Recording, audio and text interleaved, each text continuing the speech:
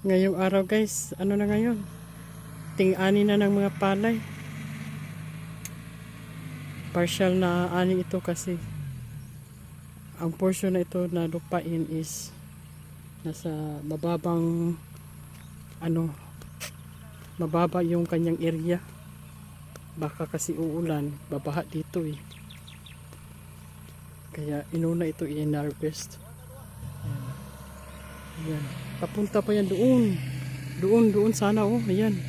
1.5 hectares ito. Yung pinsan ko, katabi kami ng sakahan. So, 3 hectares ito lahat. Maliit lang ang harvester. Hindi kagaya ng mga harvester sa ibang bansa. Dito guys, kung makikita nyo guys, ang lugar na ito, sakahan talaga ito.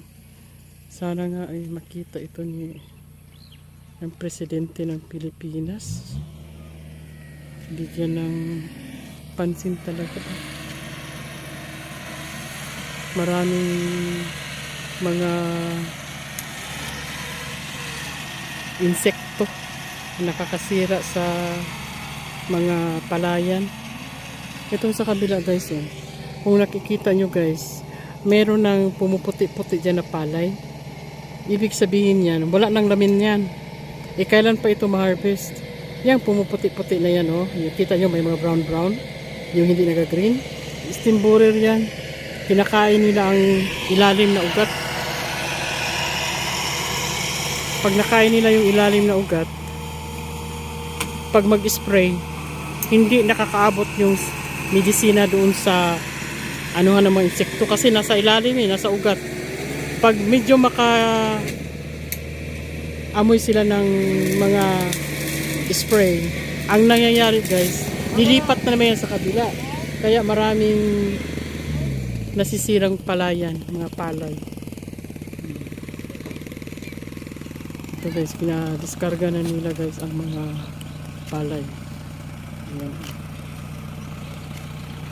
Ito 7 sako. Iba na naman ito dito.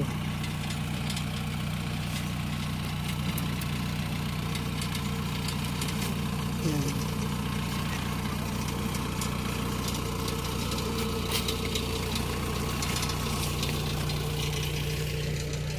Yan guys, yan, sample ko yan sa inyo guys paano nyo malaman na wala nang silbi ang palay na yan. Yan, nakikita yung brown. Yan, parang namamatay na bunga.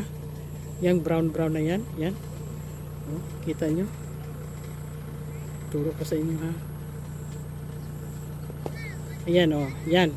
Di ba kita nyo brown yan? Mayroon pang isa dyan Teka Ito lang kasi klaro yan. Yan, yung brown na yan. Marami yan hanggang doon yan. Wala na. Ininsekto na yan. Kinain na ng insekto yan. Kailan pa yan maha-harvest? Nauubos na yan. Sayang. Yan ang dami na pa brown. Ano yan? Mga insekto yan. Kinakain na.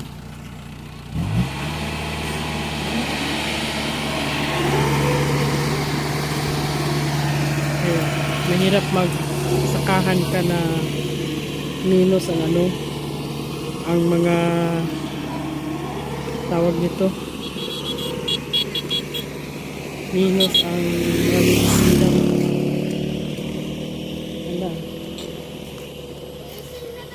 Sayang talaga.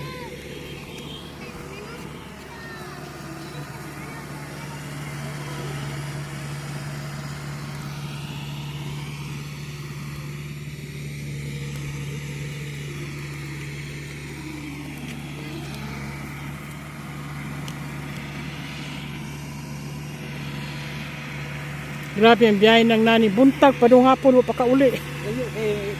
Dili! Muhunong ang bachelor. Isa ka oras tambay.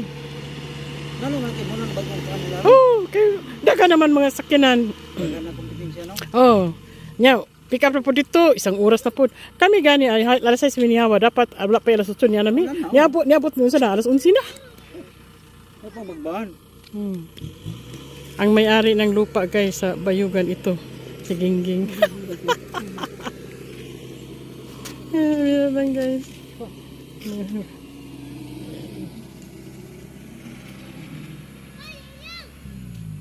Pare. Para tulan pa ba? Ah, oo, oy. Kahoy.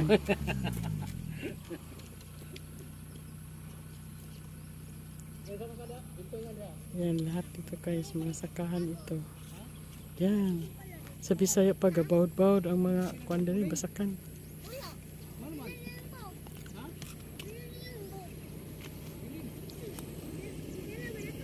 Nakapaganda dito guys kasi mayroon na talaga siyang cemented concrete o concrete road na talaga.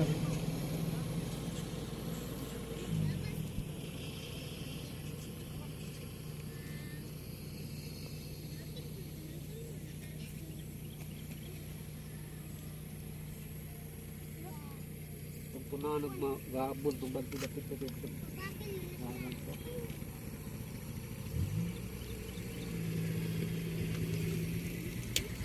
Mo siya mo man katong bayat te. Akatong gistorya na to.